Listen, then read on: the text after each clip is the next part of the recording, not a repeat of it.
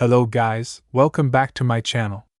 As you can see in the picture today, let's start the story of second part of a story where Issei was the true primordial dragon god of death. But before we start, please consider subscribe to the channel and give this video a like. Don't forget to check the description for more informations. Let's get into part 2. Same time Earth. Silence. That's how the planet Earth was. All around the globe everything had fallen deathly silent. Those that had seen the phenomenon were frozen terror, and others in a state of morbid awe. The rest were fast asleep, completely unaware of what just transpired above their heads. But centered where the pillar of darkness originated from, near the grounds of Ko Academy, a gathering of devils stood within the old schoolhouse, a bit a ways from the academy itself. It was the gathered peerage of Rias Gremory, who was stationed all around the meeting room. Rias sat at her desk, rubbing her forehead, trying in vain to ease her rattled nerves. Aquino, as always, at her side, but her usual smile was gone and Trouble's look was clear in her eyes. Kiba, the blonde-haired prince of Ko Academy, sat on the couch, trying to find a way to keep himself busy, but his whole body was a trembling mess. He couldn't even keep his hands from shaking.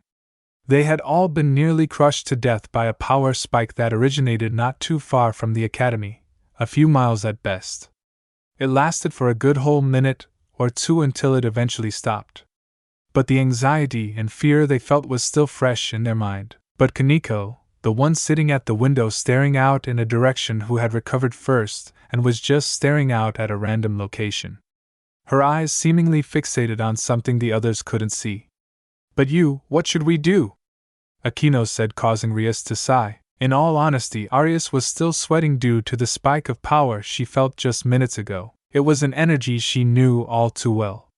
It was the very same essence as Issei's, but the logical part of her mind was denying that Issei, no matter how strong, could have had a sacred gear that strong that could cause something like this. However, the other side, the hopeful part, was telling her that was the Hyoudou boy that had caused this, which also meant he had been killed, meaning the spell she had used had actually worked. "I don't know, Aquino. Sona and her peerage are working tirelessly to repair the damage around the city and re-establish connection with the Underworld. For us, I just don't know." This was the first Rias had ever felt so shaken in all her life. Her body refused to even remove itself from the seat. No matter how dire the situation was outside, she knew why it was. It was because she was afraid, deathly afraid of whatever had just been unleashed. At first she thought Issei had some sort of powerful sacred gear, but when she felt his life go out, she felt something change, something abnormal happened. The forbidden spell she put on the brochure she gave him had worked, that much she was certain, but beyond that everything just went beyond her comprehension. "I knew he would be too powerful for any pieces. Even all the 8 pawn pieces couldn't match up to the value of what he had. That much was evident enough from the amount of power he was giving off," she thought, which was one of the reasons why her interest in the hairdo had been so great, yet it is also why she had decided to make a risky move. Since she knew reincarnating Issei when he died wouldn't be possible, she had utilized a forbidden spell that was locked away in her family's library. It was a dark art spell that would resurrect the life of the one in contact of the spell, but the cost of times was said to usually backfire on the target and kill the user, which thankfully enough it didn't happen. She'd taken the risk of just bringing him back to life after he died, just to see what he would become, using a spell that was strictly forbidden by her family. And now she was wondering if it was worth it, since she just couldn't feel Issei's presence at all now. But then something happened. A flash of red caught her and her peerage's attention, and she turned to see, to her shock, a red runic circle, the very same design she had inscribed on the brochure she gave to Issei, form in the middle of the room. It loathed, showing that it was ready for the transport, a spell she put on in case it was needed to arrive at his location so she could help fend off those that attacked him. "This can't be. How is this here? He's dead, isn't he?" Rias said, only for Kaneko to speak up. "Issei-senpai needs help, but you..." She looked at her cowhide only to see a forlorn expression on the girl's face. Biting her lower lip, Rias turned her gaze from Kaneko's hazel eyes and back to the circle. Maybe he had survived. Kaneko, after all, was sensitive to all forms of life around her, so maybe she could sense his life for somewhere out there. Looking back at Kaneko, Rias sighed before giving a small smile, so she fought against her trembling body and stood up. Very well, Kaneko, you will come with me and we'll see if we can find Issei-san. Akino, Kiba, I want you to remain here in case Sona re-establishes connection the Underworld, that way in case my brother arrives you can keep him here until I return. The Gremry princess ordered a queen and knight who nodded. But you. Pleasantly smiling at the two, she and Kaneko walked toward the red circle and stood in the middle, either of the two not knowing what would happen once they arrived at the location. As the circle's transportation magic began to work, Kaneko looked in the direction she felt Issei's presence, and she frowned sadly. Issei-senpai is in pain. Then the two disappeared in a flash of red light. Same time, Park District. Kokabiel prided himself on being a man that wasn't afraid of anything, what with having faced the biblical god, the 4 original mouse, and came out as a survivor of the Great War. He would have figured that he had seen everything that could have put the fear into him. However, as he floated a few feet above the epicenter of where he had lost his vision for an instant, he was proven very wrong. For he was feeling fear, and not just normal fear, a primal fear that surged from the very soul. You are not human, what are you? Spat the fallen angel. His usual pale complexion was deathly white. Sweating uncontrollably, he tried in vain to ease his body. But it was shaking too much for him to even do anything besides flying, and even that was proving difficult. The Kokabiel's red eyes stayed directly on the one who he had once thought was a mere mortal, but that was thrown to the wind once he experienced minutes prior. This was no longer a human, nay, this thing was something else entirely. This wasn't a demon, not a devil, not an angel, and not even an abomination. It was just something else. Standing at the epicenter, the changed Hyoudou Issei stood motionless. With his head held down, his long black bangs shadowed his face as he stood tall, imposing and utterly terrifying to Kokabiel. His cloak, made up of solely darkness, stuck to him like a second skin, the bottom seemingly burning into tatters yet reforming back. The area around him was turned gray, the grass had died, the Banshee and Yuma once sat on just relaxing, and each other's presence rotted away. Yet the strangest thing was that Yuma's cold corpse hadn't been affected at all by the release of Issei's power. No, her body was in fact glowing with a dark greenish glow with a blackish hue. Issei seemingly ignored Kokabiel's presence entirely at this point, raised his head, allowing his black locks to part way, revealing the pristine bone-white mask covering most of his face. His smoldering golden red orb saw only one thing as his priority. He turned almost robotically towards Yuma's body and moved to her, catching the attention of Kokabiel, but the fallen angel remained silent. He wished to make a snark remark, but something was stinging his tongue as if something was clutching his very soul, and it threatened to end his life with a simple gesture if he so much as spoke a word. Besides, what can he do now? The wench is dead, her soul is gone to the underworld, doomed to be tormented until the end of time. He thought with small satisfaction, and it was at that moment as Issei made his way to Yuma's cooling corpse that a flash of red light caught Kokabiel's attention, and yet it was ignored by Issei. Appearing not a few feet away by the Hyoudou, 2 figures appeared from a red transportation circle. As they were assimilated from red particles of demonic energy, Kokabiel took the time to mask his presence for the moment. His eyes glancing from the circle and sensing the two's energy not worth his time, he turned back at the Hyoudou, waiting for the opportune time to strike. Soon enough the figures of both Rios Gremry and Tuju Kaneko formed, and once they were fully aware of their surroundings, they were not prepared for what awaited them. They looked up at the sky to see a swirling mass of gray and black clouds, all slowly spinning like a giant maelstrom up in the air. Bolts of black lightning rumbled, and looking around them they saw the area seemed to have been sucked of all life, leaving everything just a shade of ash gray. But then she and Kaneko saw someone amidst this desolate land walking steadily towards a downed female figure. It was only when their eyes focused enough that Rios heard her rook, Kaneko, speak. Issei-senpai. Kaneko said, causing the Gremry princess's eyes to widen in unadulterated shock. Issei. That was Issei. She didn't feel anything from him now like she usually did. She didn't sense an ounce of his usually leaking dark aura. Hell, Rios couldn't even sense a spark of energy from him now. He was just there. Existing. How do you know it's Issei, Kaneko? She said. But the girl remained unresponsive before she started walking toward the figure that was Issei, and being a tad hesitant herself, Rias followed in suit.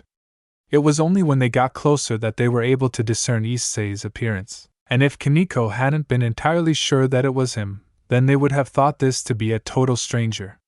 The 6-0 figure was as imposing as it was foreboding, garbed only in a billowing obsidian cloak that seemed to burn into tatters and reform endlessly. Reaching up to his neck, it seemed to just shift around his body as if it had a will of its own.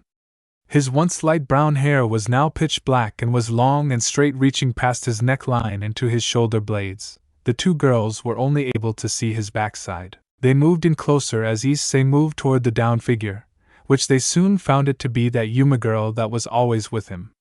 The fallen angel that was observing him. It seems as if she was pierced through the heart, but looking at the scene it doesn't seem like there was a struggle. What killed her? Yuma-san. She heard Kaneko speak with a rare moment of solemnness. Ah yes, that's right, she had hung around Issei, who was with Yuma most of the time. Kaneko must have befriended the fallen angel to some degree. The two girls stopped as Issei came to Uma's cold corpse, his head down, looking down at her lifeless eyes. Then he kneeled on one leg and reached out to her, dipping his hand under her neck and in a slow yet gentle motion. As if Issei was handling something extremely fragile, he lifted her head up, causing her black hair to part way, revealing her lifeless violet eyes that stared up at nothing, and behind his mask, Issei's golden red eyes closed for a moment, his mask hiding his face from the world. Amma. The change in his voice startled the two girls. The deep guttural sound it made caused them to shiver on the spot. Rias may not have been able to feel a thing from Issei now, but she sure felt something from his voice, and that something made her body tremble in coldness. They watched as his other hand came up to her face, pushing her black locks behind her ear, and seemed to caress her cheek.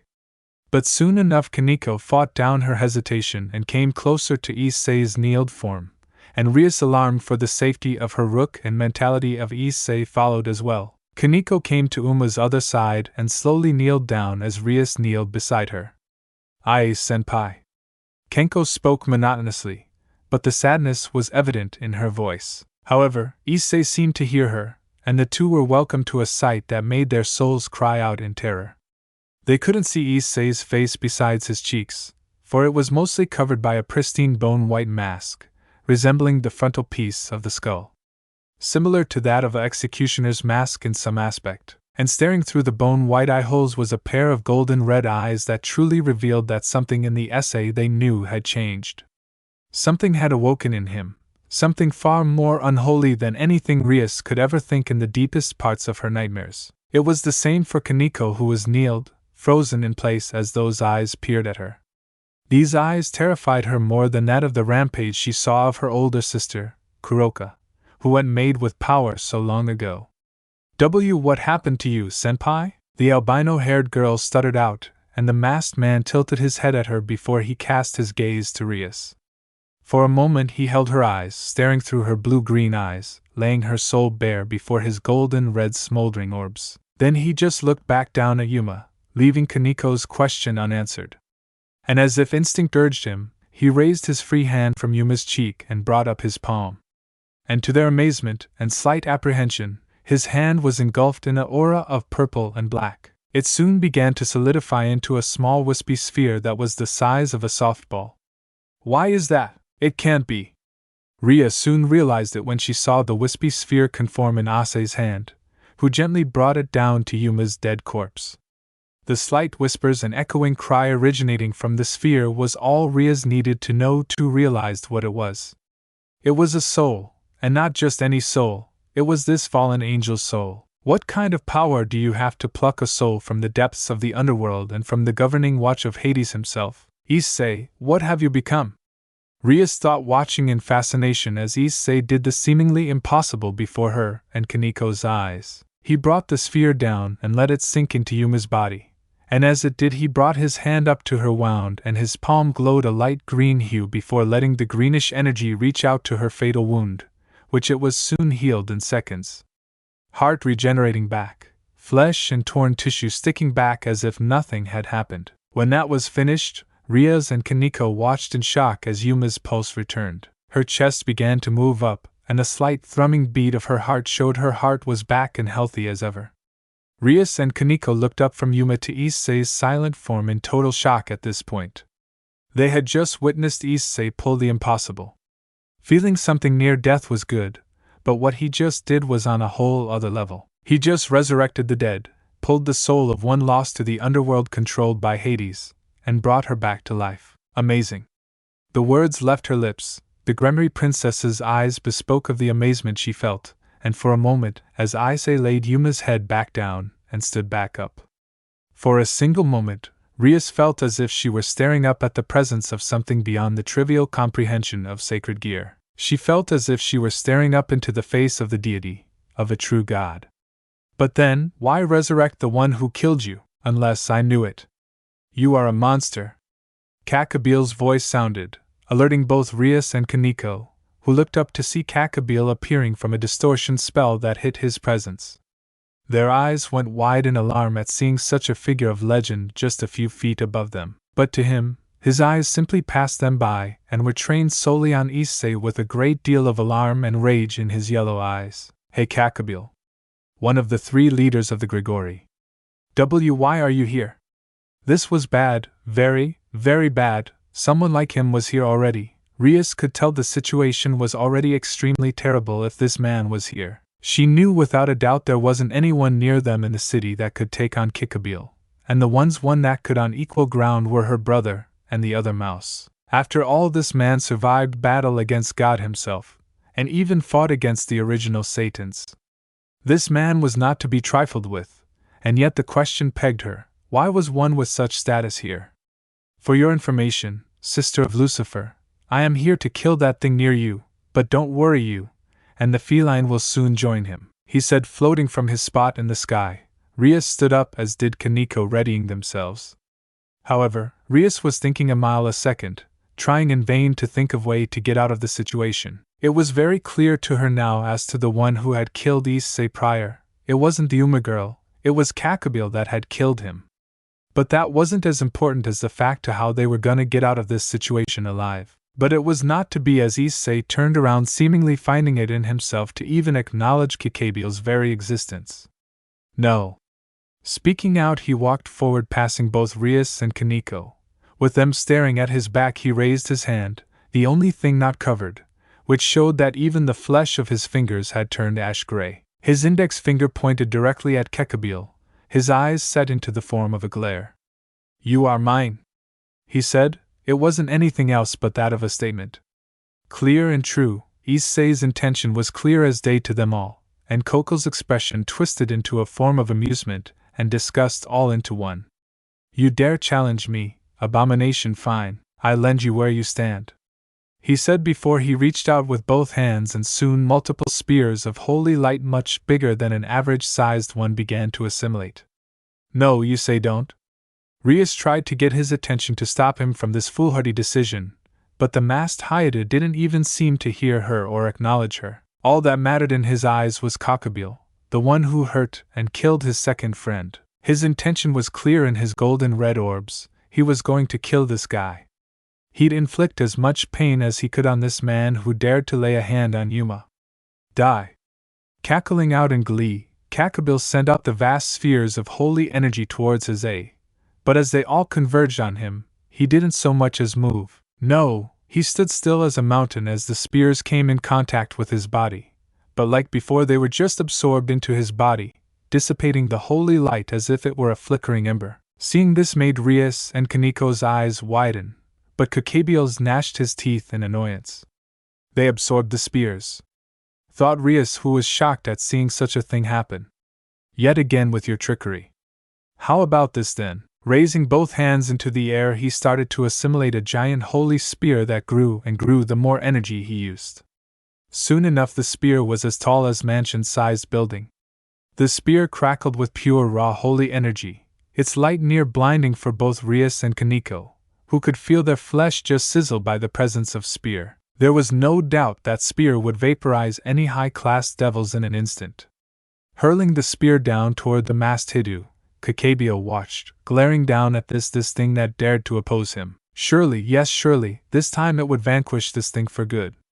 But his hopes were for naught, as Issei just kept glaring straight at Kokabiel before he raised his hand towards the spear. It was of sheer instinct that drove him, making his body react accordingly to what was coming, and soon energy he had known since he was young was channeled into his hand, and he waited. He didn't need to wait long as the spear came on him with the force of a giant. The ground cratered beneath his feet, but he waited before forming his hand completely flat. Channeling his power at the edge of his hand, he moved, swiping his hand in a vertical motion toward the spear.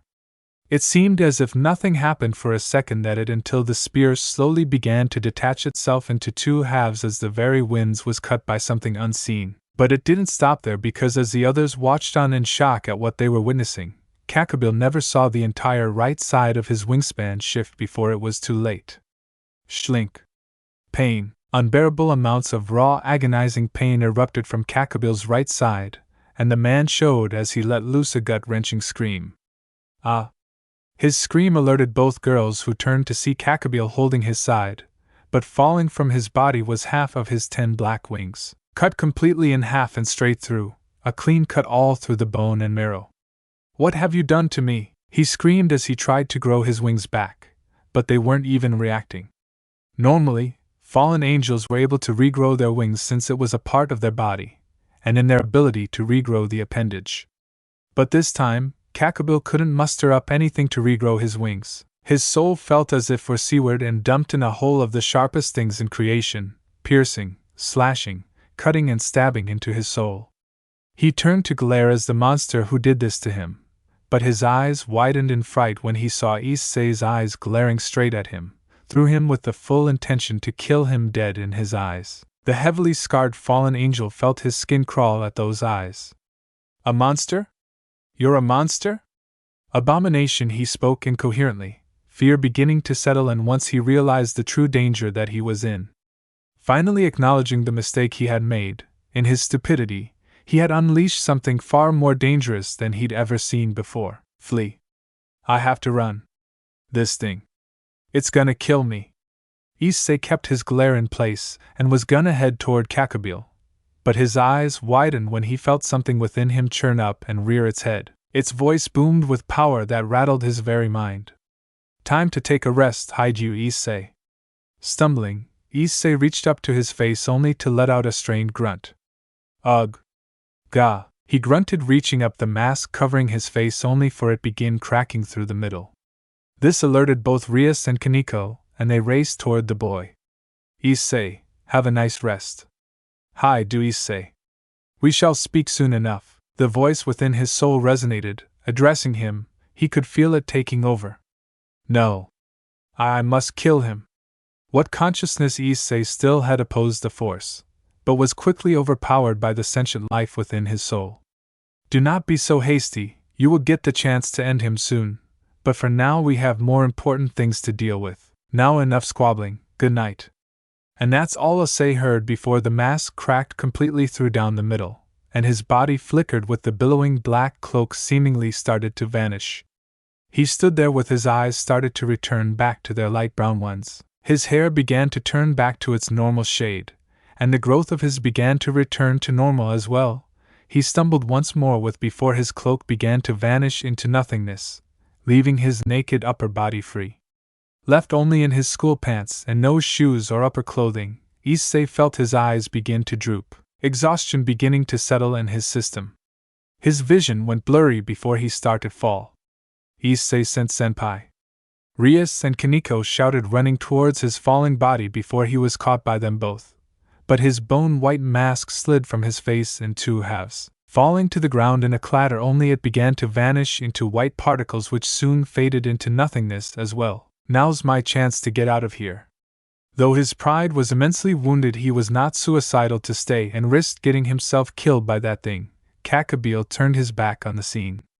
Creating a portal, the scarred and pride-wounded Kokabiel growled before he went into the portal, fleeing from the one who had scarred him to such a degree. But he had been seen by Rias, who had watched him flee, which caused her to look back down at Issei, whose head was situated on her lap. As Kaneko made sure everything of him was fine, Rias reached forward and parted his brown bangs from his eyes just enough so she could see him clearly. "Once again you have exceeded my expectations. You may not know it now, Issei, but what you just did was simply amazing. You've just made Kokabiel flee with his tail between his legs. You no longer interest me now, Issei-san. No. No, you simply excite me beyond reason. She thought. A passionate smile began to form as she looked down at the sleeping form of her cowhide. Though she knew it for sure now, her gamble had turned out in her favor. Issei had shown her just how incredible he would become in the supernatural world. Yes, indeed, the future looked very interesting, for everyone and especially for one, Hyoudou Issei. Chapter 3. No longer human. Will he be okay, but you? Kaneko spoke, standing alongside Rias with their gazes looking down at an unconscious Issei. The two girls were standing inside Issei's bedroom at the current moment, having brought him back to his house. That is after Rias used a small spell on his parents that erased their memories of the last few hours, including their son being so late and of the phenomenon not long ago. She and Kaneko brought Issei back home and laid him to rest since after his whole ordeal with Kokabiel, and whatever was inside him had proven to be very taxing. But that she knew had to be true, it had to be since he just died, was resurrected through a forbidden spell on her part, resurrected someone back to life, and fended off Kokabiel enough to make him retreat. Yeah, that would tire out anyone, but as she looked at Issei, her eyes softened as Kaneko kneeled at his bedside and just continued to gaze at him, her small hand going up to his light brown hair that was once longer and jet black. Letting her fingers go through his hair, Kaneko looked to Issei's unresponsive face, and then to Rias. I'm sure he will be fine, Kaneko. Most people when they die and are reincarnated usually go into unconscious state, and while he wasn't reincarnated, he still just needs rest. Though she said that, she was still worried just as much as Kaneko was for Issei. Back then when he was about to continue fighting Kokabiel, it seemed as if something was forcing him to stop. It was as if he was struggling against something. She was sure that he was talking to someone or something else, but had been forced down by something and knocked the Hyoudou out from inside. Nevertheless, she wouldn't push for answers from Issei. It wasn't her right to do that. Everyone had their secrets, and she didn't have the right to pry into his. Even though she was the one to bring him back, she wouldn't do him bad like that, no matter how much she wanted to learn more about the increasing enigma that was Hyoudou. Plus, if his display prior to now was anything to go by, she didn't want to get on his bad side, ever. Ria shivered at that. Yes, she did not want to get on his bad list after witnessing all she had and felt from Issei. If there was one thing she was sure of, it was that her cowhide was going to be a wild card in their world, and personally she didn't want to be on the receiving end of those eyes. Rias frowned a tad when she heard the small grumble, and she looked to see leaning against the wall. It was that Yuma girl that usually accompanied Issei. She was fast asleep, having recovered from being resurrected by Issei, and was just recuperating from the experience. She had contemplated on leaving her there, seeing as she had no reason to help the fallen angel. After all, they were still enemies even with the Great War having ended long ago. However, she couldn't do that, not after all that had happened. Not after what Issei did to bring her back from the grip of Hades, the Greek god who ruled over the realm of the dead. Such a feat in of itself was astronomically huge, and yet daring all the same. Yet another reason why Issei simply fascinated her to no end. Nevertheless, Issei-kun brought her back to life, and I'm inclined to keep her alive. I do want to learn more about him, and invoking his wrath would just be counterproductive. Thinking this, Rias nodded to herself. Unknown to her, Kaneko, who was currently running her hand through Issei's hair, was staring at his sleeping face with her usual impassive expression. But in her hazel eyes was a glimmer of something else, affection. Though she dared tell no one, she was look at her senpai with affection, a feeling she hadn't used since being with her big sister Kuroka. Hesitantly she moved her hand to his face, and as she caressed his cheek the smallest of smiles grew. Senpai is warm again, was her thought, and she was glad too. Having Issei back from his changed state prior had eased her worries, and she was very glad to have her senpai back. While it seemed to Rias and her peerage that Kaneko had become fond of Issei, it was much more than just that. Frankly speaking, Taijutsu Kaneko had been at first downright terrified of Issei due to the aura he gave off when he first transferred to Ko Academy. Due to her being a Nicosia, a different variation of the Nikomata species, she had a high sensitivity to senjutsu, or, in layman's terms, the life force, and because of this, she was able to feel the life of the world around her. Her reach wasn't extensive since she was afraid of ever training with it, but it was enough so that she could feel for the entire Kwa Academy. Because of that, when Issei transferred into the academy and made his first step in, she was overrun with a great amount of terror. Due to always leaking out the dark aura, it began to saturate her sensory field around the academy, and it led her being hit with wave after wave of screams. Nature itself was crying out toward her, yelling and wailing out in fear of its imminent demise. It was as if a dark, foreboding shadow had cast itself over the academy, with her being nearly swallowed up in its blackness, while at the cause of it all being Hyoudou Issei. She had nightmares for a bit after that, but thanks to the efforts of Kiba and Akino, she was able to overcome them. She was afraid though that when she met Issei on their first encounter when she was being harassed by those other students that those nightmares would return. But she had been proven wrong because despite what Issei's power had done to her, the man himself was not anything like it. He defended her, fiercely so she may add, was nice to her, and chased off those that annoyed and bothered her, treated her to sweets, and made conversation with her despite her hesitance. It was a contradiction to how utterly cold his power was, and yet Issei himself had been so kind and warm to her. It's why when she saw him in that form not long ago, that she had been both afraid of him as it rekindled that deep-rooted scare she received the first time around, but also a fear for Issei himself since all she felt from him was just pain, so much pain resonating from his soul. It went out to her, his screams of anguish. His golden red eyes spoke of the despair he suffered when Yuma had died. He had changed in her eyes when he was in that form. He wasn't her Issei senpai anymore. No, he was just coldness incarnated, a specter of darkness that only radiated a soul-wrenching numbness which threatened to snuff out all life and light around him. It's why she was so happy to have her Issei senpai back to normal. She never wanted to see him like that again, never again.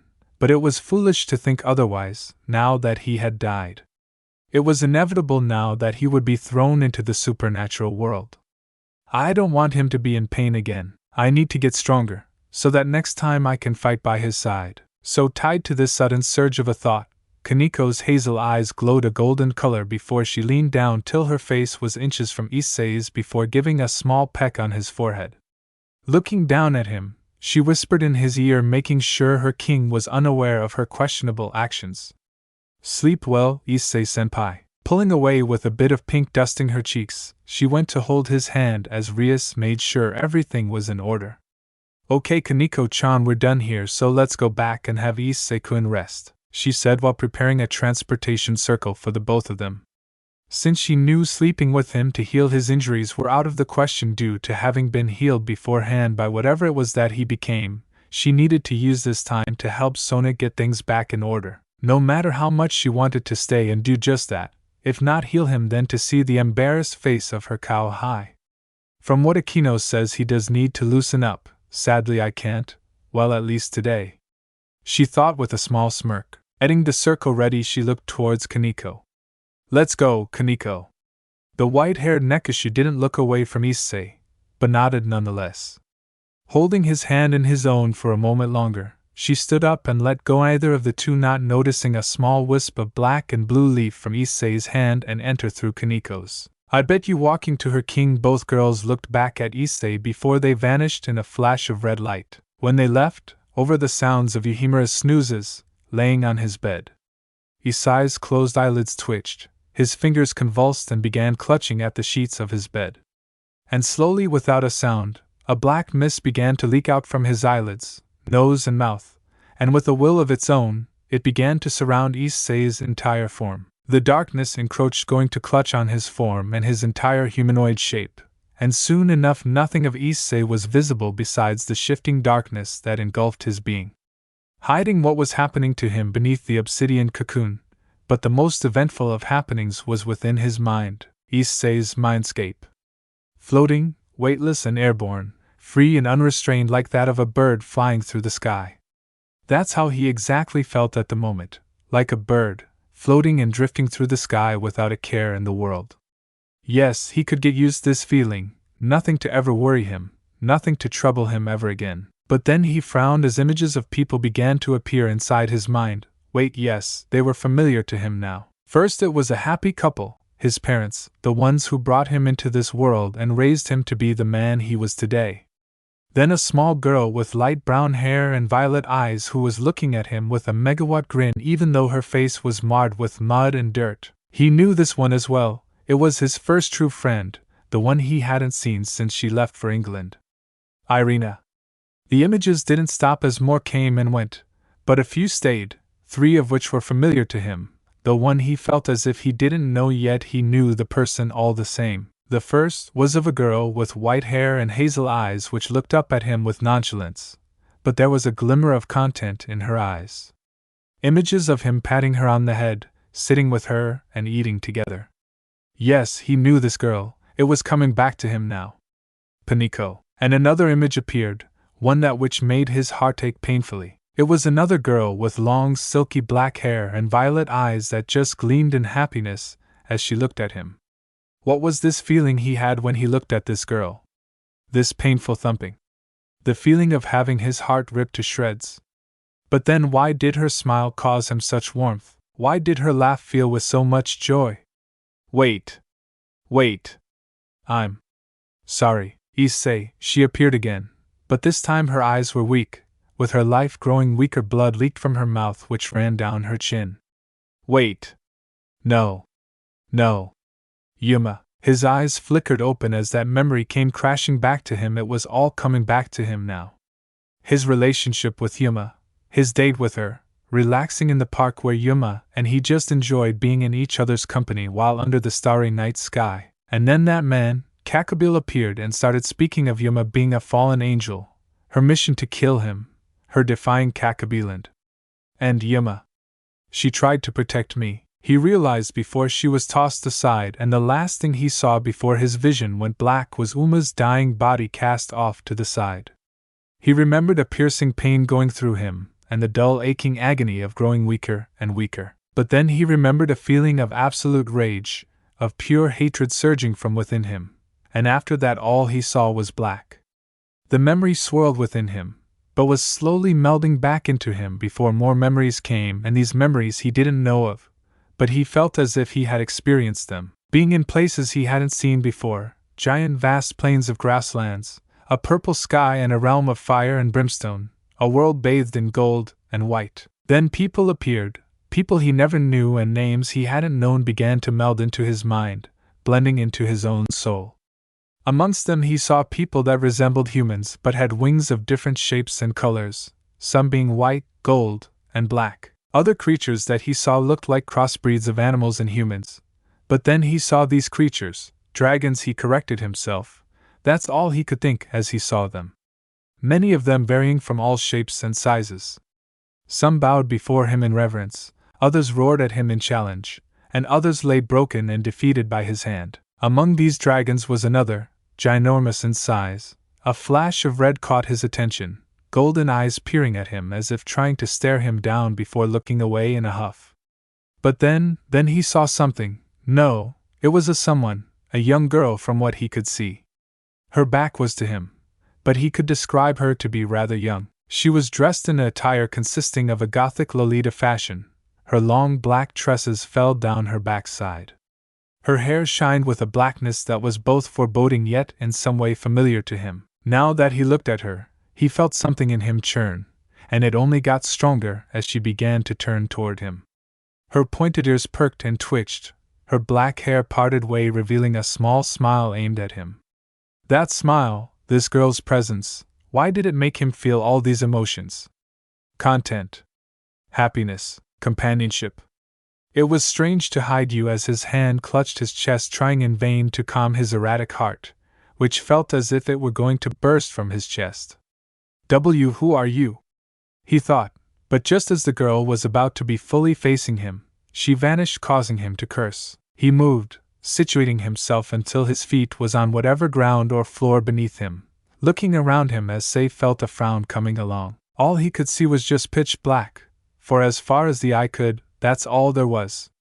No trees, mountains, buildings, lakes, grass, no sky, not even a sun. There was just nothing here, just darkness. Where am I? He spoke, yet he didn't expect an answer anyway. And to be honest, he didn't want one, he just wanted whatever was happening to stop all these memories that were melding with him. He clutched his head, fingers digging into his skull as he tried in vain to find some form of release from what he was feeling. It was like a pressure that was building up within him, and his head was crying out for a release. It came though, but in a way he hadn't expected. Do not worry yourself, Hyoudou Issei, you are just inside your own mind. His eyes snapped open wide as can be, and he turned to where he heard the force. But turning around he saw nothing but the empty black space around him.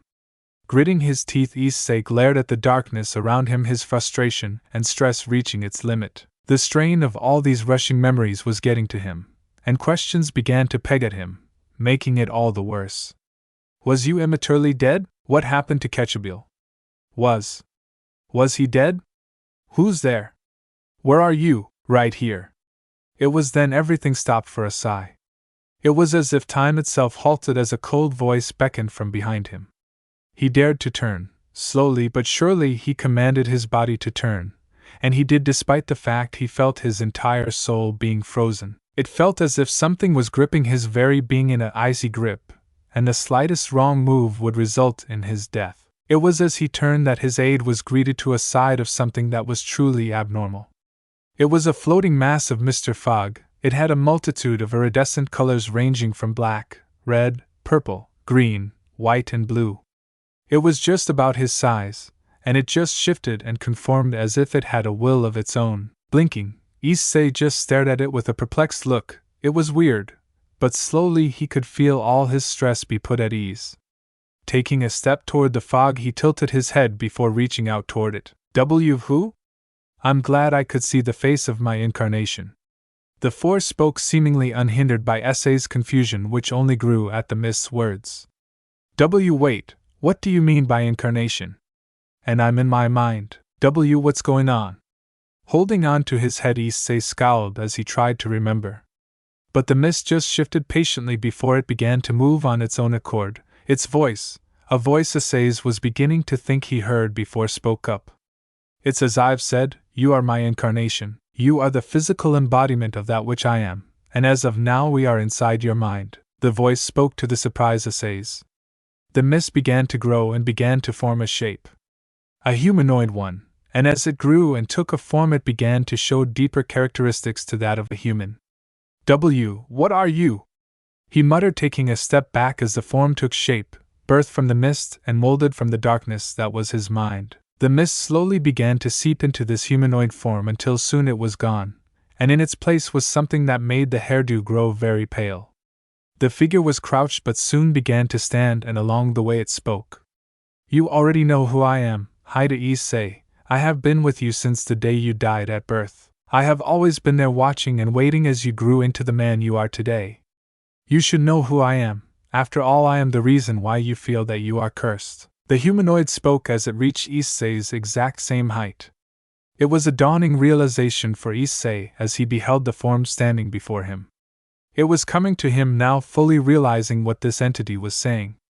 His light brown eyes stared back into a shade of golden red, his gaze staring into a reflection of himself. A mirrored image of him with every exact detail on the mark from his body structure, height, and weight. Only differences were that his brown hair was jet black, his skin being deathly pale, and his golden red eyes that bore back at him with equal analysis. It's you.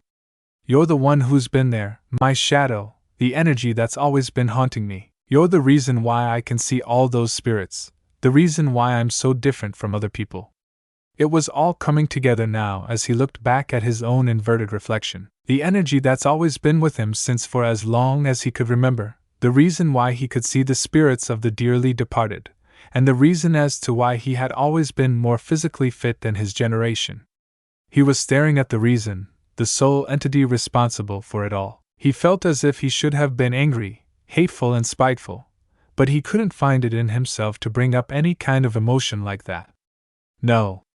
The only thing he could feel was a strange sense of familiarity, a sense of balance as he stood before his other half. He couldn't explain it, but it was something that resonated within him. It was something that was telling him that this entity was for all intents and purposes.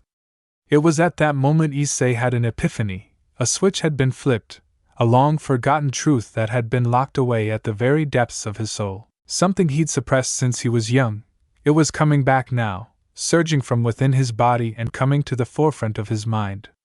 Issei's eyes glazed over in realization. I get it now. Incarnation, the reason why you look just like me. You're not some evil spirit or such nonsense. No, you are me, aren't you? Questioning his look-alike, but he knew it was the correct answer. He didn't know why, but he was sure that he was right, and he was as the figure nodded before stepping toward Issei, who this time didn't step back from him. He didn't have a reason to. He didn't fear this entity. After all, why should he fear himself? I knew you would figure it out. You've picked up on what few mortals can perceive, even more or less understand. Yes, I am you just as you are me. We are one and the same, you and I. There is so much you need to know, but that will come to you eventually when we become one. The most important of details, however, you must be made aware of. Issei's reflection, his other half spoke as he laid his own on his shoulder. It was on that contact that all confusion within Issei was instantly swept away as his other half stared him, golden red eyes flashing with primordial power. Now realize what you are, behold what has come to pass, Hyoudou Issei. And realize he did, for Issei's eyes glowed with that same primordial glow, and he saw all that his other half saw. The scene played out like a recording, revealing to him what had happened just after he blacked out from being killed by Kokabiel. He saw himself in a third-person point of view and saw what was happening right before him. The rage, anger, and hatred he felt burst out from within him, and it began to change his body. His light brown eyes slowly changed to a furious golden red. He saw his body explode with multiple colored energies that erupted from within his body, and soon it all began to meld into just a jet black color. The energy that he's felt since he was young exploded off him in waves. His changed eyes glaring at the fallen angel of legend before he saw himself roar or at the sky, thus resulting in explosion of all his power that's been inside him since he was but a newborn. He saw it all, the sky turning pitch black, the obsidian pillar erupting from him that pierced the sky. Witness it all, the time you died a second time and the time you were reborn anew. His other self's words echoed as he saw what happened. Through the blackness he saw clear as day. Kokabiel was floating in the sky looking down at where he was, staring down in terror at what had become of his eye. Then he saw himself, amidst the sea of ebony, standing lonesome, and what he saw both baffled him and awed him at the same time. His body was covered from his feet all the way to his neck in a billowing black cloak that shifted and moved as if it had a will of its own. The bottom burned away into tatters and reformed, and the sleeves reached just to his wrists. His light brown hair had become a shade of ebony, and was reaching his shoulder blades. But the biggest change was the one upon his face. His eyes widened when he saw himself stand up, revealing his face was covered by a white mask that resembled something akin to the front piece of a skull, or of an executioner's mask. It was the Nasi saw it. Glowing through the eye holes of this mask was two golden red eyes which smoldered with an unmatched fury none could comprehend. He was left shocked to his core as he watched himself move without a word as walked towards a prone figure on the ground. He knew who it was hard not to, for it was the very same girl that he'd befriended at Ko Academy, Amano Yuma. The very same girl that became his second friend, the girl he'd spent time with.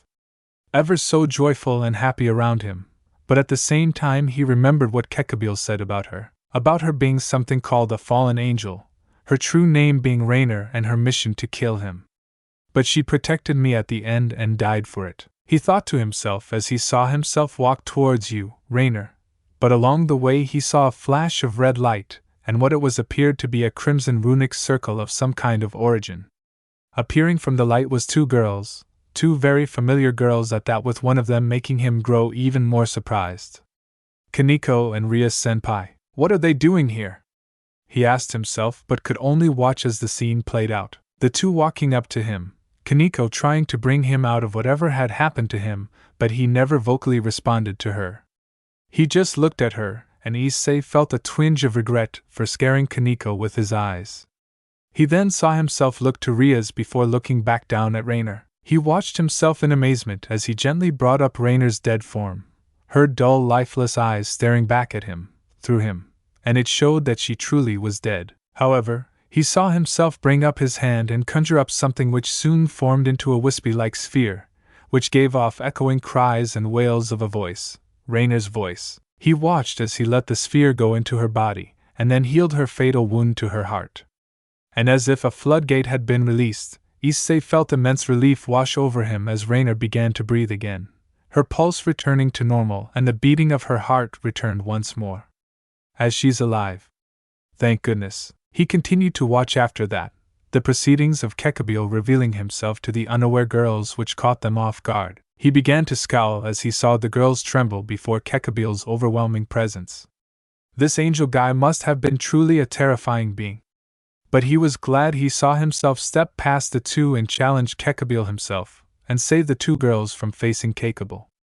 And he was honestly amazed at how he saw the clearly one-sided fight progress. Those light spears did no damage to him, and were simply absorbed into his body. Kokabiel tried to obliterate him with an even bigger spear of holy light, but what he did next was simply shocking. Channeling the energy that's been with him since he was a newborn, he saw himself swipe his hand in a vertical motion. This resulted in the spear splitting in half, but it didn't stop there, as he saw half of Kokabiel's wings on one side of his body slowly detach themselves. They too having been cut by the invisible attack he unleashed. A smirk made its way on Issei's face as he heard Kokabiel's painful agonizing scream, taking a sweet twisted pleasure in hearing that bastard suffer for all he did. But then that smirk was wiped clean as he saw himself struggle, and it became clear to him what was happening. He remembered this, a stray memory buried deep within. Watching Kokabiel flee, he looked down as he saw himself lose consciousness and fall into the arms of Rias, she and Kaneko, trying to find out what was wrong. Closing his eyes, Issei willing cast the rest of it away and opened his eyes again to stare back into the face of his other self. He finally understood what he saw just then because of what changed him. It was literally staring back at him. I see you understand then, yes. His other self spoke, making Issei nod. The mystery was becoming clearer now, why he changed into that form, where all that power came from. Yes, it's clear to me it came from you, from within my own soul, but I am still confused about something. I know I died, so how did I come back? This bugged him. He was sure he was killed by Kokabiel, for he had felt that spear pierce his heart, instantly destroy it in mere seconds. What had brought him back from death? But it seemed his other half expected this and replied, how you came back to life is simple, but unique in of itself. You see, it's safe for you to understand you need to know more about yourself. You already know that you died when you were born, but you came back to life through an unknown force, aka myself. The truth is, you haven't been technically alive, but more to the truth you have been in between life and death since that day. You've been walking an astral plane, a limbo of sorts between the living world and the realm of the dead. Because of this, you were able to see the spirits of the dead, those that were still chained by their regretful mortal ties to the human world. Now because of this, when you were killed by that fallen angel, he merely ended your human half, and the other half that was suppressed and chained in the deepest part of yourself was unleashed. How it came out was because of that girl, Rias Gremry. She used a dark heart spell to resurrect you, a forbidden spell that had a nasty effect to kill the user if it backfired, but luckily it worked. Issei looked at his other half in astonishment, replaying what he just said. Rias had used a spell to bring him back to life. Then I owe her a debt, he thought resolutely. If there was one thing he would always stick to, it would be that he would always repay those he owed one way or another. But his other half wasn't done and continued. You see, the spell was engraved on that brochure she gave you. She must have expected something to happen, and she wanted you to live. For what purpose, I am not sure, but because of her, instead of simply dying and becoming a true being of death, you were brought back and your soul was melded with my own. Thus, you and I became one entity, but our power was unleashed prematurely and resulted in a half-released botched state. This resulted in that form you saw just now.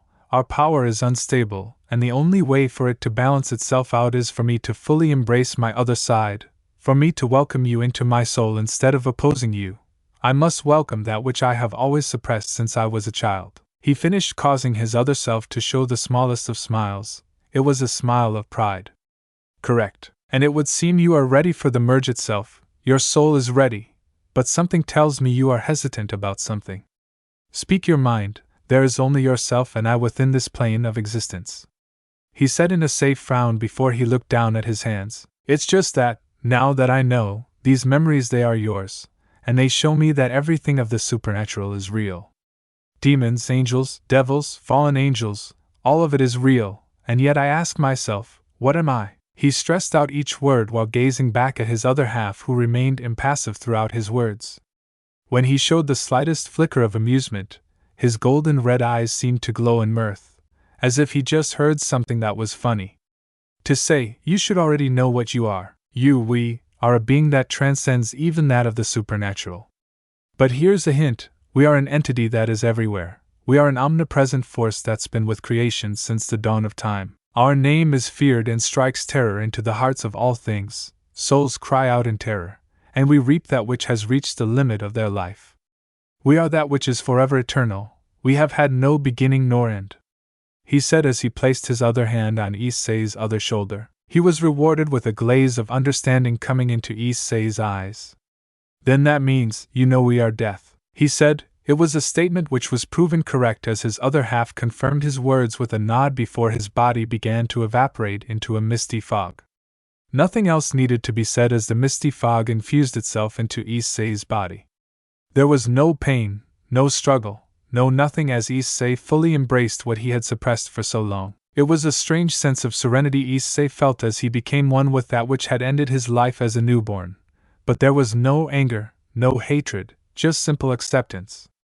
And then Issei's body began to glow a bright white which soon exploded from within the black realm that was his mind, outside real world. Issei's eyes snapped open only to see that he was staring up at the familiar ceiling that was his room. Slowly he pulled himself up from his position, and moved his legs off the side of his bed. Standing up he moved toward his mirror, and he was greeted to a sight that made him small the tiniest amount. His once light brown hair had turned a tad darker but it remained the same length, as usual. There weren't many other physical changes than that besides his eyes now having a reddish tint to them. Seems even with the merge it will take time for my body to grow into the changes. Hearing a slight mumble he turned his head and saw to his slight surprise Yuma, no Rainer, he reminded himself, who lay asleep peacefully against his wall. Seeing that she was here as well meant that Rias and Kaneko must have brought her along when taking him back home. Seeing her now, alive and well, made Issei feel true joy in that alone. Seeing that it was still early in the morning, he walked towards Rainer's sleeping form, and gently picked her up in a bridal carry, and carefully laid her in his bed. Making sure he didn't wake her, he pulled the covers over her before he went to write a note for her. I need to go and get my head on straight. All these memories need to be adjusted, and I need the silence for just that. A good morning jog will help. Laying it on his nightstand, he went and got dressed, which consisted of a white undershirt and a black tracksuit with white trimmings. He put on a pair of old running shoes and stood up to leave, but before he left he turned back and walked up to his bedside. Looking down at Rainer, he leaned down and moved a stray black bang from her face, and he smiled a bit more. I'm glad you're alive, Rainer. Whether or not you feel like you betrayed me, you still protected me till the end. I may not have many friends, but from now on I will do all I can to ensure I can protect the friends I have with all I can. Pulling his hand away, he made sure she was tucked in before leaving. Rainer or Izayama was always welcome at his home, warmly accepted by his parents a while back, and she had stayed at his home a few times for study sessions. So there was no need to be worried about his parents being shocked about there being a girl in his bedroom when it came to her, though he was suspicious of their looks between him and Rainer, but he put it away from his mind. Unknown to him, he missed Rainer's smile in her sleep before she snuggled deeper into his pillow. Issei. Outside the Hyoudou residence, Issei took a breath of fresh air and looked up at the horizon. The sun was just breaking through the sky and was releasing its bright rays across the city. Looking up at the sky, he was glad to see the effects of what happened before were repaired. The sky was back to normal, and the city wasn't in absolute chaos, which was good considering he had more than enough to deal with. Beginning his jog, Issei began to let the memories filter through his mind, the memories of him being a human and the one of when he was death. He willed both to filter out from the cluster of a mess they were, and when he was sure of which belonged to where, he began to let both intermix in a balanced manner. The process was long, and Issei used that time to jog around his neighborhood a few times, and it wasn't until he felt his memories begin to settle that Issei decided to take a small break. Sitting down on a bench not far from his home, Issei leaned back and closed his eyes as he reeled in all that he had learned from the memories of his first life. The most prominent was the fact that the supernatural was in fact real, with all the things that humans have made up throughout history was in fact true.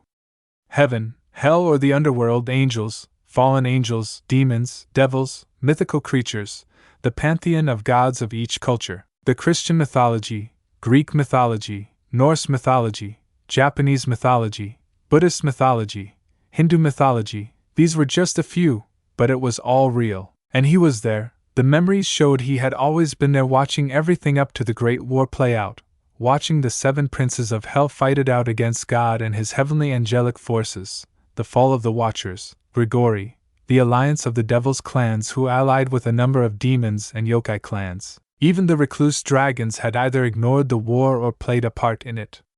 The memories of the war played through his mind, reminding him of all that had transpired until the point the war ended. It makes me wonder, do they still walk amongst humans? Do the angels still sit upon the heavens and make those that are faithful to their teachings do their work for them? What about those that have fallen? Where have they gone since the Great War ended? And what of the devils and demons? How have they recovered since those times? And what of the dragons? He thought to himself, pondering on all that he was learning, or well, in this case, relearning. It was an experience that was for sure. To relive his first life was something to be unique. It made him chuckle bitterly. To think I've been the incarnation of death itself. Me, Hyoudou Issei, being the physical embodiment of the primordial deity, eternity. Leaning back, his bitter smile grew as his dark brown bangs shadowed his eyes. Bringing up his hand, he channeled the smallest amount of energy he could muster, and he frowned when he saw his hand flickered with a blackish aura. Willing it away, he sighed as he spoke to seemingly no one. I guess I have to accept it, the fact that I am no longer human. Suddenly and without warning, he felt a slight breeze in the air, a scent that he knew on an instinctive level, a presence that he had known for so long and yet hadn't felt for eons. His smile vanished and his expression went neutral, shifting his head forward as brown-reddish eyes stared through the bangs of his hair. His gaze landing on a figure, a very familiar figure at that, who was just within arm's reach of himself. Brown-reddish orbs stared into a pair of surprised gray orbs, and at that moment his spoke with his voice remaining completely neutral. And now we meet again. How long has it been, infinity? He said the name without emotion, his gaze staring deep into the gray orbs of Ophis, the Ouroboros dragon, the infinite dragon god. The small girl stared back at Issei with no small amount of surprise in her eyes. She spoke, intent to respond back to the one she so wished to be reunited with for so long. It has been far, far too long, eternity. And thus the reunion of the true primordial dragon god and the infinity had come at last after so many eons. Chapter 4. Eternity and Infinity. Neutral brown-red eyes stared into a pair of surprised gray orbs, analyzing the person before him. Hyoudou Issei, the true primordial dragon god, Death, sat staring into the face of his counterpart. It was a female who had the appearance of a young girl with long silky black hair that fell like a smooth ebony silk curtain which reached her backside. She had a milky white complexion, while her attire consisted of solely a Gothic Lolita dress, but she had nothing covering her feet. Standing before him was the equivalent of his own existence, and if his memory served him correctly, then this was the first time he'd seen her for a very long time. Beyond, to be exact, he corrected himself. If memory served accurately, then he hadn't seen her for that long, and it wasn't because of his choice, mind you, it was hers. Staring back at him with a swirl of emotions ranging from surprise, anxiety, happiness, confusion, and the slightest bit of nervousness. One may begin to wonder why she felt this way, but it could only be understood between herself and Issei. If anyone at the current moment who knew this girl saw her this way, they would be astonished or would be questioning as to why she would be showing such emotion. After all, This, in the eyes of the rest of creation, was the enigmatic legendary Ophis, the Ouroboros dragon and the infinite dragon god, a figure highly feared and revered at the same time. But even if such people were there, they wouldn't be acknowledged. This was a reunion long in wait for the both of them, a very anticipated one for Ophis, who stared back at Issei with equal intensity. The wind blew through her long obsidian hair, and for the longest of moments that seemed to drag on for light years, the two kept their stare with one another, each finding no fault in each other's form, studying each other's eyes, looking at each other's soul with masterful ease. If anyone saw this scene, they wouldn't have known that they were looking at the two primordial deities that were as old as the dawn of time itself. And then, with the smallest of gestures, Issei scooted to the side and welcomed her. "Come sit," gesturing to the empty space beside him. She raised a delicate brow, but did not wait a moment longer, and took a seat beside him. The two sat there looking out to the sky and watched it begin to rise further and further. A tense atmosphere was between the two. That is, until Ophis broke the ice between the two. "I see you've found yourself a material body," she asked, only for Issei to frown before closing his eyes. "No, this isn't just a physical body. Unlike you, I incarnated myself into a mortal," he said, making her eyes widen in surprise before she turned her head to look at Issei. However, understanding began to appear in her gray abs before she gave a nod. "I see, that explains the difference. Plus I can feel the another soul within you, is it?" She trailed on, getting Issei to nod in response. "Yes, after being incarnated he was woken up from within my soul, but for now he sleeps until I ask for him." He knew what she was asking him, about the other soul who dwells within him, the being that was placed inside him at birth. He was awakened at the same time he was killed by Kokabiel, but was put to sleep until such a time that Issei felt he would need to call for him. "I see," she said in silence. Soon feel for the two. Issei saw that it was reaching morning, so students for Kwa Academy should be waking up soon and getting ready to leave. "I'll be running a tad late though." He sighed as he felt Ophis looking at him, trying to discern him, and he decided to confront her about this. "So why are you here, Ophis? Figured you would never leave the dimensional gap," he said, addressing her by the name she took upon herself long ago. One of his stray memories came to him, and it was of Ophis speaking of that realm, always having the silence and quiet she always wanted.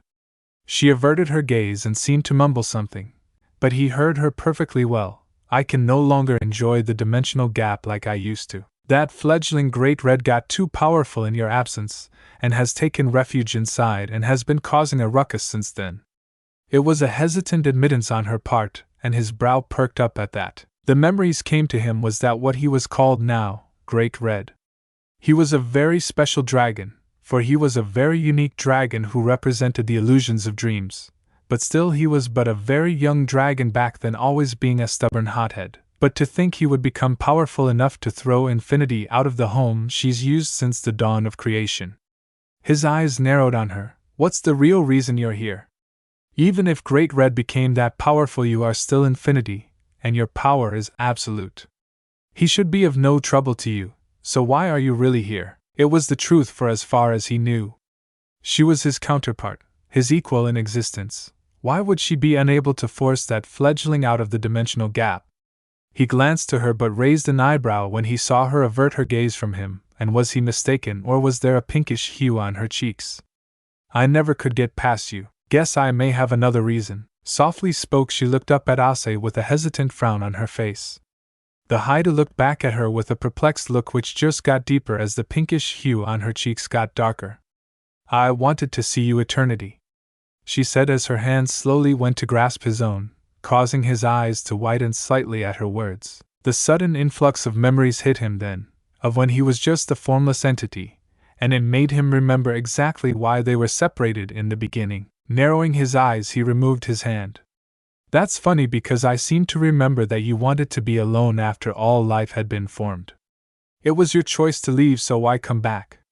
There was a tad bit of bite in his tone, and Ophis flinched at it, but she couldn't blame him for being that way. She did leave under rather stressful times for the both of them. It hadn't been fair to eternity back then to leave him with the aftermath of the megaton supernova that both spawned life and destroyed it.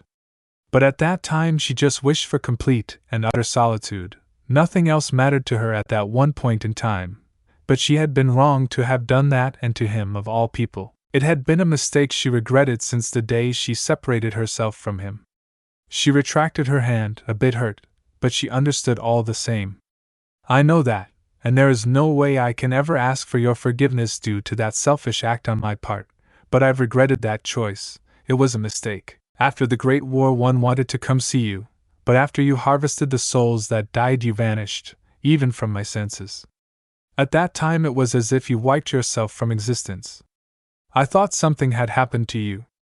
I grieved for so long, thinking I wouldn't ever be able to apologize to you for what I did. She said this while holding her hand, cherishing what lingering contact she had with the man beside her. Issei just kept his gaze dead set ahead of him, just staring out at nothing in particular, that is, until he sighed and began to rub his forehead, fighting a slight headache.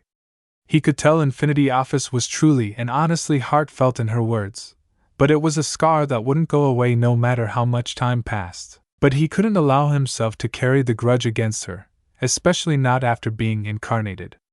It just wasn't right. There is a saying among these mortals, Ophis, and that is, people can forgive the sins of another, but they will never forget them. You're sorry and you mean it. And I forgive you, but I won't forget it either, he said with the slightest grumble. He scowled when her eyes widened to a great degree, and he remained stone still as she scooted closer to him.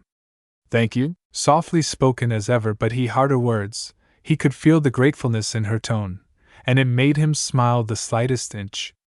However, he felt her piercing stare on him and decided to speak. What is it, Ophis? What happened to you? After the Great War you vanished from all of creation. You changed from the eternity. I once knew something is different about you now, she said, pondering on the change that had happened to him. He gave a sigh but answered nonetheless. You already know this, but after you left, I chose to take up the mantle of the one who was to balance out the results of what light and darkness had created. Thus I became what history sees me as. I became death. I had to be the one who reaped the souls of the living to counterbalance the en masse of life that spawned in the three realms. Be they mortal, demon, angel, devil, god or animal, it had become my responsibility to make sure the balance was kept in check. I rarely ever checked up on you, and that may have been because of my own stubbornness, he said, remembering the duties he once held during those ancient times.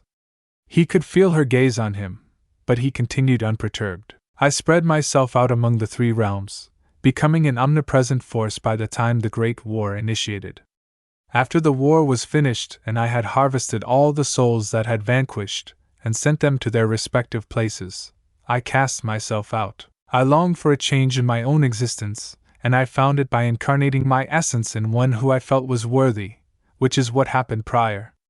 There was a slight change in the incarnation, but it worked, and I incarnated myself with a mortal named Hyoudou Issei, and melded ourselves as one entity. Our personalities, souls, views in the world mixed as we became one, so that will explain if I seem different. I see, she said, contemplating on what was spoken. Her orbs took great interest in his appearance, as unlike her who created her body through the nothingness of her own existence, and the essence of her soul. Eternity gained his body through incarnation through a mortal human. He must have experienced many things that she was alien to up until this point. So what have you been up to in my absence? Deciding to further the conversation, the Ophis looked up at the sky and gave a small sigh. Well, as you know, I can't enjoy the dimensional gap like I used to, and all because of that ignorant fledgling Great Red. So I've been building up a force to help take it out, gathering up all sorts of figures from different backgrounds and heritages to face it. Angels, devils, demons, humans with heroic ancestry, and others. I've named it the Cow's Brigade. Would you want? She was about to ask, but he cut her short with a quick and simple retort. Not interested. His lips twitched upwards when he saw her give the equivalent of a pout before deciding to elaborate. I have no need to concern myself with your army of disaster. That red fledgling never crossed me and does not warrant my wrath. And until such a time happens, if it happens, I will stay my hand. But I am curious how you can lead such a vast army of individuals that are former enemies, and keep them in line. What do you do to make them follow your word? He said, half expecting her to say something intelligent and resourceful. I just told them to help me kill Great Red and nothing else would matter to me. What? He spat out in surprise, his tone lowering down to the lowest whisper as he stared at his counterpart with wide eyes. Ophis, not understanding his surprise, tilted her head. What? Are you telling me you have gathered up an army of supernatural entities, former enemies at that, and have led them with solely one goal to kill Great Red, and if they help you then nothing else mattered to you? His answer was a nod which made him stare at her even longer, as if he were looking at a foreign creature or alien. You cannot be serious. He placed his hand over his face, and Sada's Ophis just kept looking at him with a perplexed look, acting completely innocent, and as if she hadn't said anything outrageous. You're naive if you think they will follow your commands solely based on such a loose goal, Ophis. If they don't follow your rule to the letter and begin threatening the balance, he said, staring at her through the cracks of his fingers. His eye took on a cold glaze that made her flinch, and as it should. She should know how important it was for the balance to be preserved. If she could gather up such a force of mixed races, then good for her, he didn't care. However, what he did care about was the balance, and if it were to be put in peril, then an Armageddon will be unleashed upon all of creation once again. Don't worry, I will make sure that they stay under my heel. She stuttered, which made her flush in embarrassment. Even now, after just incarnating himself, eternity can still put her in line. It was both scary and exhilarating to her. It was a joyous day to know her equal was back. The seer moved his hand and kept his eye on her for a good moment longer, and she would have began squirm had he not cut his gaze away a second later. See, it stays that way then. Silence fell upon the two again, but it wasn't a tense atmosphere like it once was. Looking up at the sky, Issei saw that it was reaching that time. It's near time to get ready for another day at the academy, and I have some questions for little Miss Gremory-san. His eyes narrowed on that thought about his crimson-haired senpai. She used that spell on him and wanted him to live for a reason, and he wanted to know why. Standing up, he glanced to Ophis. Well, I gotta go. If there isn't anything else you wanted to talk about, then I must be off. But Ophis moved before he could take a step. Her hand grasped onto his tracksuit, making him stop. Looking over his shoulder, he saw her look up with a somewhat strange look in her eye. Let me come with you. I don't want to be separated from you again, please, she asked. No more like pleaded with him to let her stay with him, to be by his side again after so long of being alone. He just kept looking at her while inwardly he contemplated if such an idea was good or not. It's not like it will hurt anything, sure, Kas and Intuition may find it strange, but I'll probably be able to spin it off should they ever find out about her. Plus, from what I feel, her power has strangely declined in my absence, so keeping her with me until it's recovered is essential. Sighing yet again, something he was taking notice of doing a lot of late. Looking down at Ophis, he took her hand and nodded, making her face light up with a brightened expression. Very well, but how would you manage your Cow's Brigade while you're with me? He asked, causing her to smile the slightest bit before she raised her other hand, and he watched with a raised brow as a couple of black snakes slithered out from her sleeve. Simple. I just have to create a copy of myself with about 1/3 of power supply. That should be sufficient enough for them to take my copy seriously and not ask questions. She explained as the snakes left her hand and began to form an exact copy of her, down to every exact detail. Appraising the copy, he turned to the original Ophis, whom shooed the clone away, whom nodded, knowing what her objective was, and vanished, resourceful.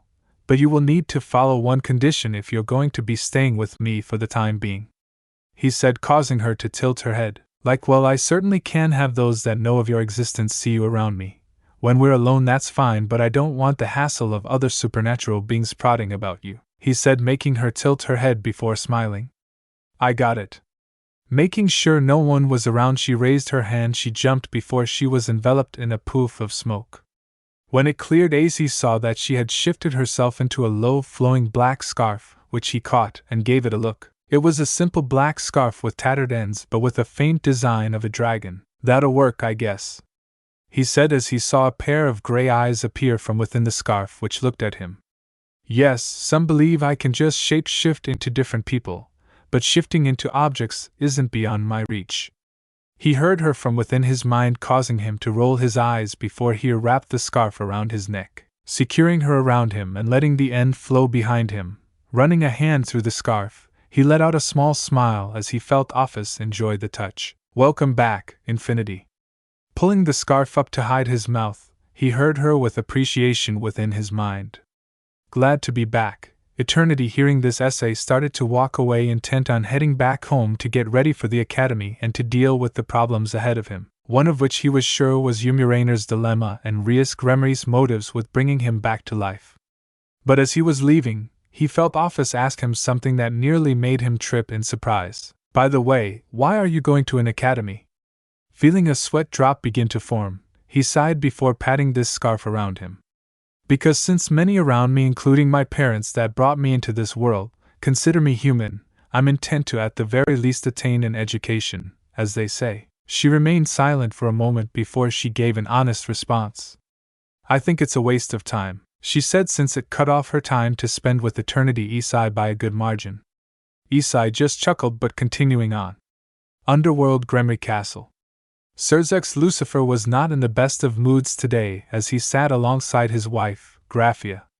He rubbed his temples as his wife handed him a cup of tea, which he took gratefully. "All this damage. This hasn't happened for so long," he said. Currently he was going through a number of reports issued to him that spanned his territory as the Lucifer Satan. Since the Apocalyptic Omen, a title created by a number of elder devil seers, which ended up with all 4 males being flooded with reports of incidents ranging from damages to many of their cities, including both the original capital, Lucifer, and their current devil capital city, Lilith, were damaged greatly in the wake of the disaster. It just went to show whatever caused this had the power to even bypass their protective barriers and wards and destroy much of their cities with ease. That wasn't even taking into consideration of the multiple unstable points across their realm. Even after the event had passed, it still left lingering effects on the Underworld and their realm itself. Reports came in about multiple unstable points that were in need of repair, which came as one of the major priorities to the Undamum, which were himself as Lucifer, Leviathan, Asmodeus, and Beelzebub. It was an integral part to have the realm that kept the Underworld in full repair, otherwise, if left unchecked, it could cause an imbalance and threaten the very Underworld itself. Then there was the transportation monorail, allowing them an easier passage from the Underworld than to Earth, which was out of use due to the rails having been destroyed. That wasn't even counting the fact the dimensional gap they had to pass through was still unsafe due to being affected as well by the event. They even begin repairs would take a lot of time and resources for not just his people, but for all the Mams and of the 34 of the 72 noble devil clans. He could already hear the elders of many of them complaining about spending so much of their budget, but he wouldn't have any of it. This was for the Underworld as a whole and to keep it, their home, from falling apart and into disarray. Then there was the amount of casualties that had happened, and by Satan himself, there were far too many for Surseches to account alone. It seemed many were caught by the flood of darkness, and were either never seen again or were reduced to ashes. The tailed report specified that their bodies were just rotting away as if time itself fast forward for them and reduced them to nothing but empty dried up husks or just ashes. And personally, from what Sursex saw what this darkness did across the Underworld, he felt those devils were lucky to have died that way instead of being sucked into the darkness. This was a big impact to the devils as a whole, since many of the devils that died were either some pure bloods or high-ranking reincarnated devils. Beside dropping the reports on his desk before leaning his head back as he tried to ease his headache and growing unease of the whole situation. Why did this have to happen? The Underworld has been so peaceful since the Great War ended. Everything was going smoothly and this happens. Graphia, worried for her husband, laid her hand on his shoulder, which he felt and was appreciative for the gesture. "Please don't exert yourself, Surseches. No one could have predicted something like this to happen, and you know as well as I that no peace can last without trouble brewing its head," she said, and it was true that he knew he just wanted this era to be peaceful for a good few more years. At least until his sister had matured and was ready for whatever was coming.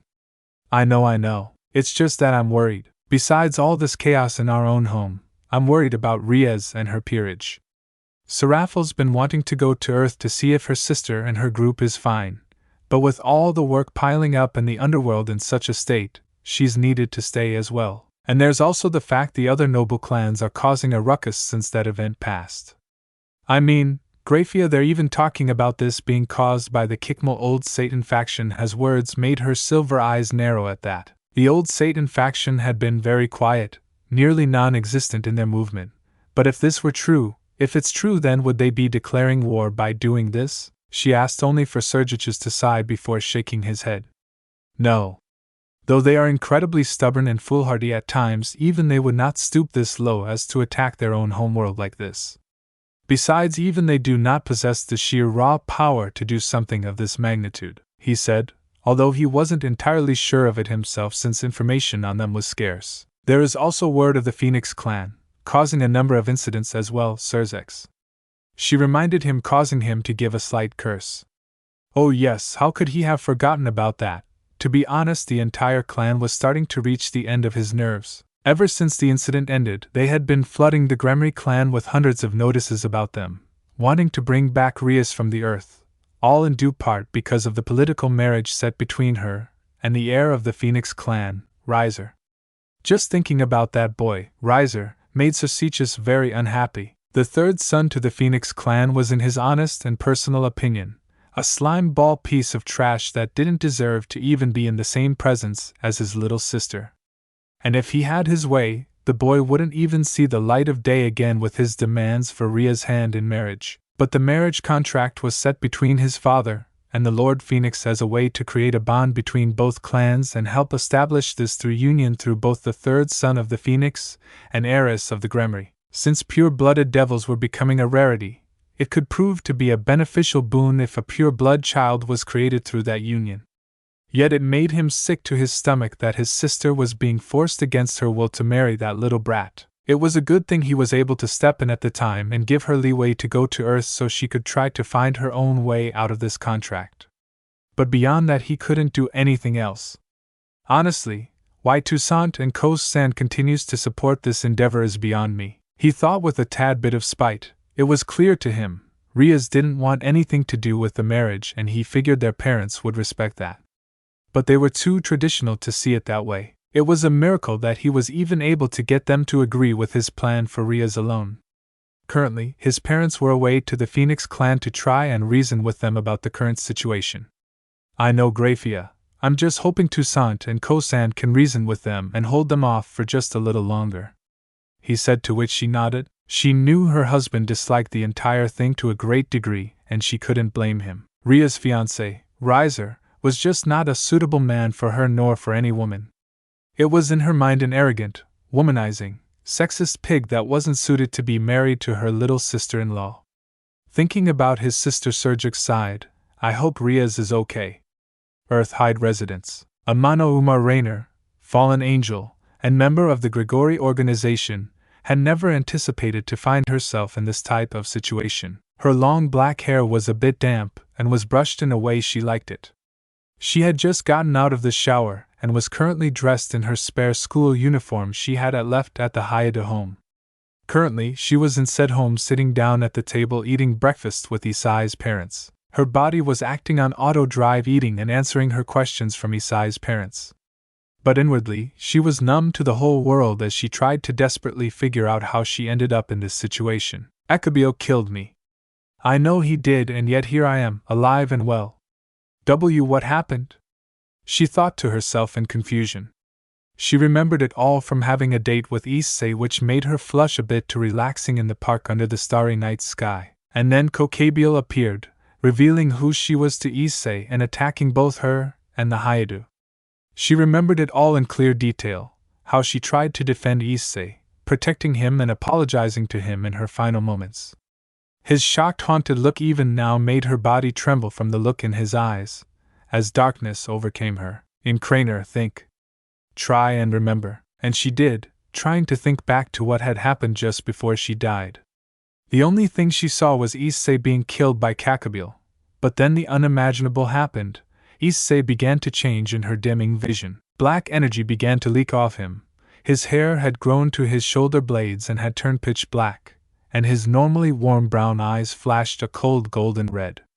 And there was also the fact his face was being covered by something. What was it? The flash of a porcelain bone white mask with the shape of a frontal skull appeared, and had she not the self-control, she would have jumped with a slight scream. I remember now. What happened to him? What happened to us? Why are you leaving me with so many questions, Issei-kun? She thought to herself, thinking back to when she woke up an hour and a half ago. She was very surprised to find herself not dead but in fact alive and in Issei's bed. It was normal at times for her to fall asleep in his bedroom since she had done it a few times when she came over to study with him, which ended up in a few embarrassing situations, but never in his very own bed, and she could tell he was there recently due to his warmth and scent still there.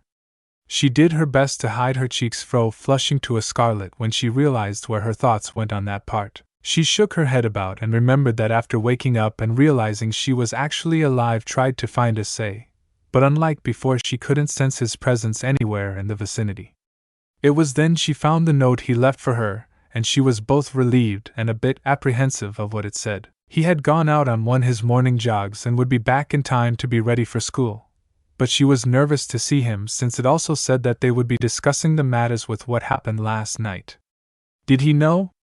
If so, how? He was a human. Wasn't he? She was sure he didn't want anything to do with her again after finding out what she did. So many questions rang through her head at that moment that she just wished Issei would hurry back so she could have them answered. Briefly, she wondered if her fellow fallen angels had fallen by Kokabiel's hand, but then again that man wouldn't waste time and risk alerting Azazel and Shemisai. Honestly, he's taking longer than usual. I wonder if he's okay. She was brought out of her musings when she heard Issei's mother speak, only for his father to respond with a smile. Oh, don't worry, love, Issei should be here any minute now, he said before they heard the door open, causing him to smirk. And speak of the devil, and he shall appear. The two missed Uma's flinch and nervous expression as the sound of footsteps came closer until the door opened, revealing Issei. Sorry I'm late, Kazan-san. I took a small detour on my way back and bought myself something for the winter, Issei said with a smile while pointing to his black scarf. His parents seemed to take notice of it and nodded. That's okay, but you better hurry and get ready for school. You don't want to have Yuma-chan go alone. Right, his mother said, causing him to blink before he turned his gaze toward a silent Yuma who glanced at him. His eyes met hers, and for a moment she couldn't tear her gaze away from his. It was for only a moment before his mouth slowly formed into a smile, a knowing smile that made her eyes widen before he looked towards his parents. Yeah, I got it. Grabbing a piece of toast, he ran upstairs to get his uniform before heading to the shower. An hour passed and soon, Yuma and Issei were leaving his house and heading on their way to Ko Academy. Both were in their respective academy uniforms, only Issei had his scarf around his neck. Issei had his sack of supplies slung over his shoulder, and Yuma thankfully had some supplies left at his house, had them in hand. The others, it would seem like the two were just fellow classmates, but on the inside it was much different. Yuma was nearly sweating in nervousness, the atmosphere around her and Issei was so tense you could cut it with a butter knife. Every now and then she would dare to glance his way, but look away just as quick. She didn't know what to say or even how to begin to break the ice between them. She wasn't sure if all that happened last night was real or if it was just a dream. Did he know? Had she dreamed at all? She didn't know, and she was a bit scared to find out. Deciding to look his way again, she sighed before speaking. It was better now than later. So. She was silenced when his hand landed on her shoulder, caused her to flinch, but she looked up, and she blinked a few times when she did. Had Issei always been this tall? It was sudden thought that entered her mind as she looked up at the height. You sure he was always tall for his age? But as she looked up to him, becoming nearly lost in his brown-red eyes, she saw. No, felt something had changed in him. Brain, or before you say anything, let me just say, despite what you did in the past or were ordered to do, just know that I forgive you. His words left him, and her eyes widened once she heard her name, her true name be spoken by him. But there was no deceit, no anger, no hatred, just pure unadulterated warmth in his eyes. He knows. How do you? But why? I don't understand. She struggled to speak, but his arms circled around her shoulders and pulled her flush to his side. Feeling the rippling of his wiry muscled arm and body made her tingle delight. It's simple, we can talk about it after school, but for now just know that even though you were ordered to kill me, you still became a very close friend. Instead of following through with your order, you protected me and died doing so. Because of that, I couldn't hate you no matter how much it hurt. You can tell me whatever you wish at any time and when you feel comfortable about it. I know all I need to know, so don't worry about keeping it a secret from me. Don't be so tense around me, okay? He said, meaning every single word. He'd been thinking to how address her about the situation, but he just decided to be upfront and blunt about it. He had been hurt and felt a bit betrayed, but Yuma had defended him and died, giving her life for him. She had become a very close friend to him, and despite his new status, he was going to cherish Rainer as much as he would cherish Irina and Kaneko. Issei, thank you? He smiled as she leaned herself against him, keeping her steady. Although he felt a bit cynical with his change, what would never change is his loyalty to the friends he had. He felt close to you, Rainer. He corrected himself, as close as he felt to Irina before she left for England, and it was the same with his little kohai, Kaneko. Unknown to him, Rainer was staring up at him, and one of the most brightest sad smiles adorned her beautiful features. You already know, and yet you forgive me. I don't deserve someone as special as you. And unknown to even her and to say, Ophis within the scar frowned at fallen angel that is hanging on to her eternity. Oh yes, Ophis would be watching this girl very, very closely. Unknown location. The sound of cackling bones echoed all around the dimly lit chamber. The souls of the damned screamed and wailed in an endless agonizing symphony as they swirled in a giant vortex, heading towards their imminent punishment, reaching the purgatory where all souls of the damned go. Having had judgment passed down on them, those sentenced to damnation were sent here and were distributed through the vortex of souls. Each soul with a certain level of sins would be sent to an adequate circle of hell pending on what those sins were the majority of. Be they of lust, gluttony, greed, wrath, heresy, violence, fraud, and treachery. There was no mercy, no love or passion, just cold punishment for the sinful, with no hope of retribution for anyone in this place. Hanging above this vortex was a number of rocky platforms which were strung up by a number of giant spiky black chains. Guarding these platforms were a number of armored skeletons and undead warriors and sorcerers, while walking past them were a number of humanoid figures with billowing black cloaks that covered most of their bodies, along with a hood that shadowed their faces. ELD in hand were long wooden scythes, although some had alterations to their weapon of choice. Amidst these platforms, the lowest one led deeper into the catacombs of the area. Deeper and darker it became until finally was a giant chamber. It was a throne room decorated with corpses, skeletons, and skull. Braziers made of bone and skulls of demonic creatures hung among the walls and were lit with blue fire. Standing guard at the entrance and along the walkway were a number of heavily armored skeletons with bits of rotten flesh still clinging to their body. Their eye sockets glowed with an unholy blue light, showing that it was the only sign that they had some life in their reanimated bodies.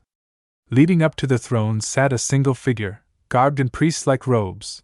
It was another skeleton that was much taller than the rest and gave off a creepy and malicious aura, so intense it would have threatened to snuff out all life in the area if such a being were amongst those of the living.